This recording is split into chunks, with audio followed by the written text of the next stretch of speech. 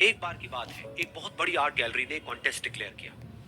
उसमें उन्होंने अनाउंस किया कि जो भी पेंटर पीस को डिपिक्ट करने वाली वर्ल्ड की सबसे अच्छी पेंटिंग बनाएगा, उसको $10 मिलियन का इनाम मिलेगा।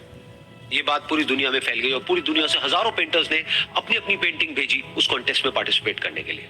उन हजारों पेंटिंग्स में से जो इस कॉन्टेस्ट के जजेस थे, उन्होंने फाइनली 100 पेंटिंग्स को शॉर्टलिस्ट किया और उन 100 पेंटिंग्स की एक एग्जीबिशन लगाई।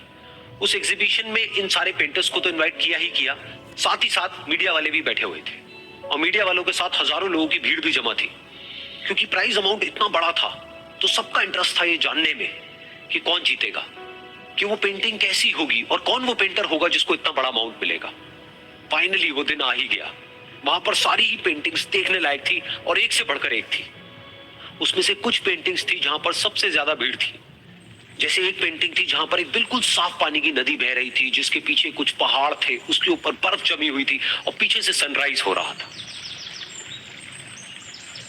एक और पेंटिंग थी जहां पर पेंटर ने पीस को डिपिक्ट किया था फुल मून नाइट के थ्रू, यानी कि एक बिल्कुल पीसफुल लेक थी जिसका पानी बिल्कुल स्टिल था, इतना स्टिल कि उसके अंदर आप रिफ्लेक्शन देख सकते थे आसपास में जो भी कुछ था उसका, बिल्कुल एक मिरर की तरह। और बिल्कुल डार्क आसमान में कुछ तारे चमक रहे थे और एक चांद चमक रहा था। उसके अलावा एक पेंटिंग थी जिसमें बिल्कुल सफेद बादल थे, नीला आसमान था और बिल्कुल हरी हरी घास थी। यानी कि सारी ही पेंटिंग्स ऐसी जिसको देख करके ही मन शांत हो जाए। तो कॉन्टेस्ट बहुत ही टफ था क्योंकि सारी पेंटिंग्स एक से बढ़कर एक थी। तो जजेस के लिए शॉर्टलिस्ट करना कि कौन सी पेंटिंग बेस्ट है, that was very very difficult. लेकिन वो मोमेंट आ ही गया जब जजेस ने अपना माइंड मेकअप कर लिया और एक पेंटिंग को इन सारी पेंटिंग्स में से सिलेक्ट कर लिया और उस पेंटिंग को एक बड़े से कर्टेन के पीछे रख दिया।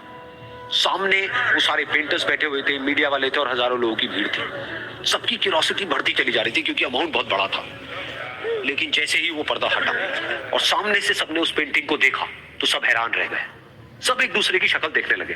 किसी को कुछ समझ नहीं आ रहा था कि एक्चुअल में हो क्या रहा है, क्योंकि वो पेंटिंग जो वहां पर दिख रही थी वो दूर दूर तक शांति को डिपिक्ट नहीं कर रही थी।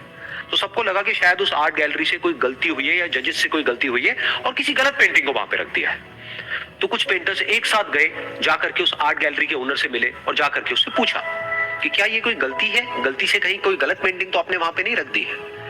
तो आर्ट गैलरी वाला थोड़ा सा मुस्कुराया और बोला नहीं, ये पेंटिंग बिल्कुल ठीक है। जजेस ने इसी पेंटिंग को सिलेक्ट किया है और यही पेंटिंग आज की विनर है।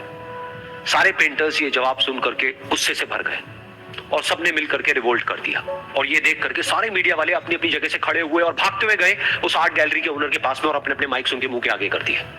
तो अगेन वो आर्ट गैलरी का जो ओनर था वो हल्का सा मुस्कुराया और उसने कहा कि मुझे कुछ बोलने से पहले एक बार इस पेंटिंग को आप लोग ध्यान से देखिए, थोड़ा पास से देखिए, शायद आपको कुछ ऐसा नजर आए जो दूर से नजर नहीं आ रहा है। क्योंकि आप सबने एक चीज तो देख ली कि इस पेंटिंग में आंधी है, तूफान है, चारों तरफ सब कुछ तहस नहस हो रहा है, आसमान में बिजली कड़क रही है, काले बादल है, ये सब तो आपने देख लिया।